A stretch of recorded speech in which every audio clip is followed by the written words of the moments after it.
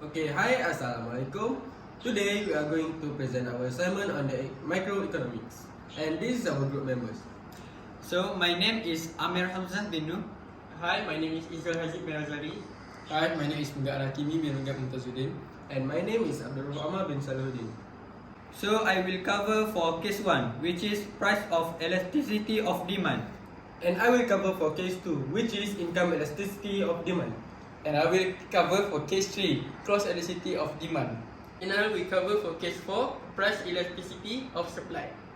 First of all, I will explain you about the price elasticity of demand.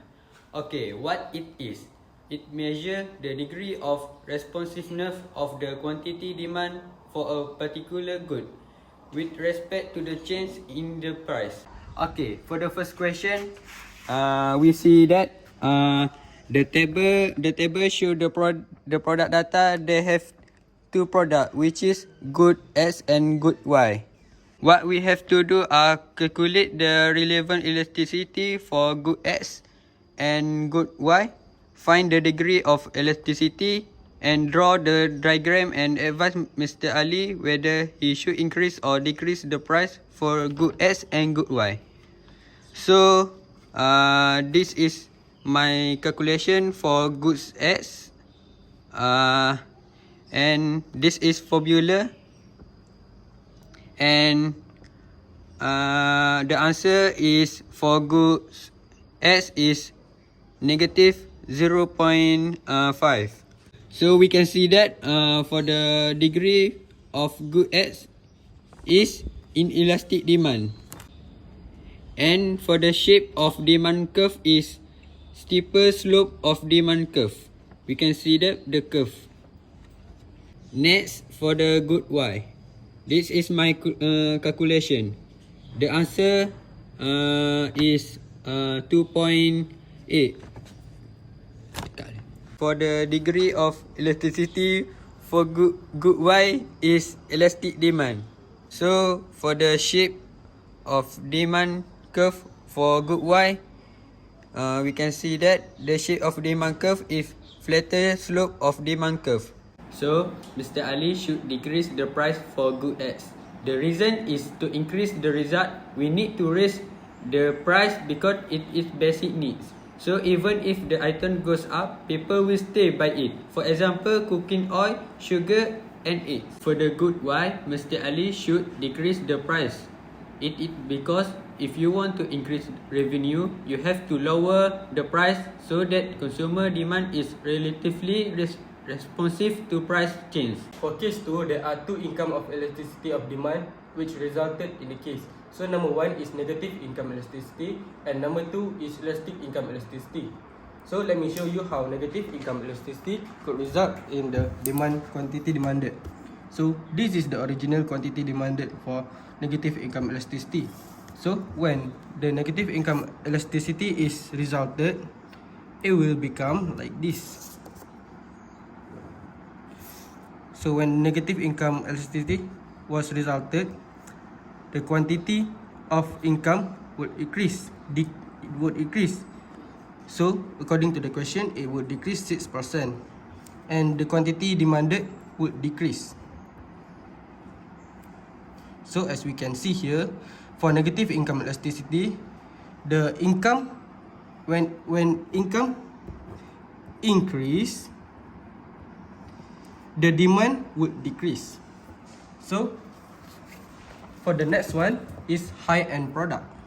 So for high-end product, as we can see here, high-end product, the original income and demand quantity demanded would be like this. So this is the original one. And when high-end product was resulted in elastic income elasticity, it will become like this.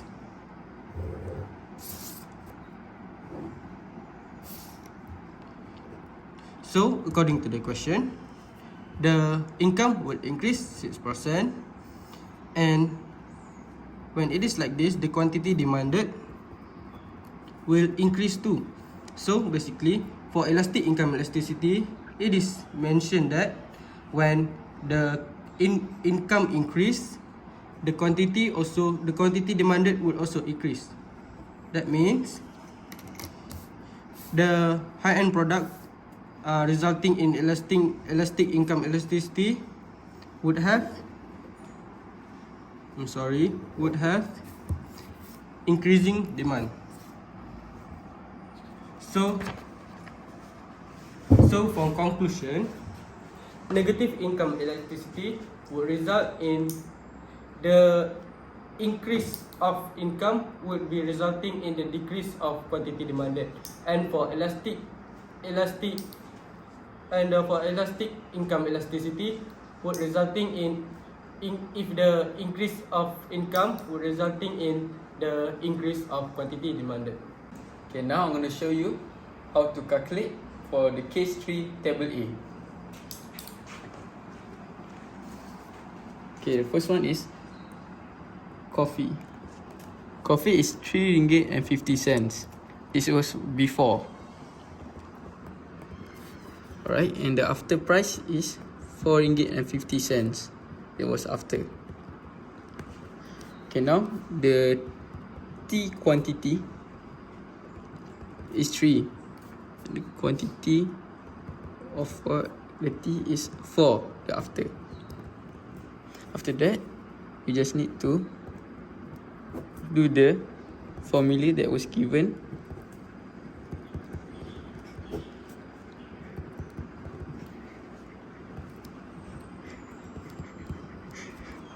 And then you got 1/4 times with 4.5.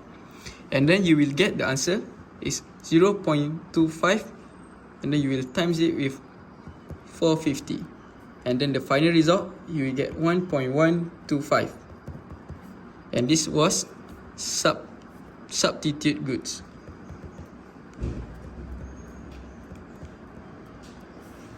Alright, that's for a table A. Okay, for the table B was for iPhone.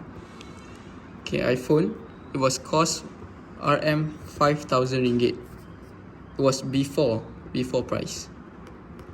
And now the price for the iPhone is 3,000 after. Okay, now the tea quantity is 3, and the after is also the same, also 3. Okay, next gonna do the calculation. 3 minus by 3 divided by 3 and times it with 3,000 divided by 3,000 minus 5,000, and then you will get 0, and then you times it with 3,000 divided with negative 2,000, and then the answer you will get is 0, and this was not related. So for the question 4A, before the price of goods increase, so the price of goods stay at 200 and the quantity supply is at 100. So when it increased, the price increased to 300. So it is a perfectly inelastic supply curve. It is a vertical supply curve. So there is no change in quantity and the price. For the question 4B, is when the price and quantity both increase. The price increased from 200 to 300, and the quantity supply increased from 100 to 130 units. So it is an inelastic. So the quantity supply and price both changes and increases. For the question 4C, is when the price and quantity of supply both increases. So the price increases from 200 to 300, and the quantity supply increase from 100 to 200. So it is an elastic supply curve. It is a flatter slope of supply curve. So that's all from us today. Thank you.